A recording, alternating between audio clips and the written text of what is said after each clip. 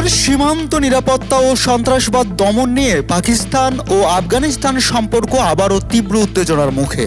পেশোয়ারে আত্মঘাতী হামলার পর এর জবাবে মঙ্গলবার গভীর রাতে আফগানিস্তানের ভেতরে একাধিকবার হামলা চালিয়েছে পাকিস্তানের সামরিক বাহিনী।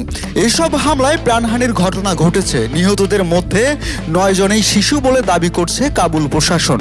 আফগান তালেবান সরকারের মুখপাত্র জবিউল্লাহ মুজাহিদ সামাজিক মাধ্যম এক্স এ এক বিবৃতিতে পাকিস্তানের এই অভিযানের নিন্দা জানান।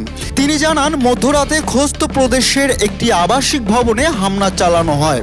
পাশাপাশি কোনার ও পাকতিকা প্রদেশেও পাকিস্তানি বিমান হানা দিয়েছে বলে অভিযোগ করে কাবুল। ঘটনার পর দুই দেশের সম্পর্ক আরও সংকটে পড়েছে। দীর্ঘদিন ধরেই পাকিস্তান অভিযোগ করে আসছে যে নিষিদ্ধ জঙ্গি গোষ্ঠী তেহরিকে তালেবান পাকিস্তান টিটিপি আফগানিস্তানের ভেতরে আশ্রয় নিয়ে সীমান্তে হামলা পরিচালনা করেছে। ইসলামাবাদ বহুবার কাবুলকে টিটিপির বিরুদ্ধে কঠোর ব্যবস্থা নিতে চাপ দিয়েছে। তবে আফগান প্রশাসন এসব অভিযোগকে গুরুত্ব দিচ্ছে না বলে জানিয়েছেন বিশ্লেষকরা। তুরস্ক ও কাতারের মধ্যবস্থায় দুই দেশের মধ্যে কয়েক দফা আলোচনাও ফলপ্রসূ হয়নি, বরং চরম অবিশ্বাসে থমকে গেছে সংলাপ। এই অচল অবস্থার মধ্যেই পাকিস্তানে আবারও বেড়েছে টিটিপির আত্মঘাতী কার্যক্রম। পরিস্থিতি জটিল হওয়ায় সন্ত্রাসবাদ গোড়া থেকে নির্মূলের প্রতিশ্রুতি দিয়েছেন পাকিস্তানের প্রধানমন্ত্রী শাহবাজ শরীফ।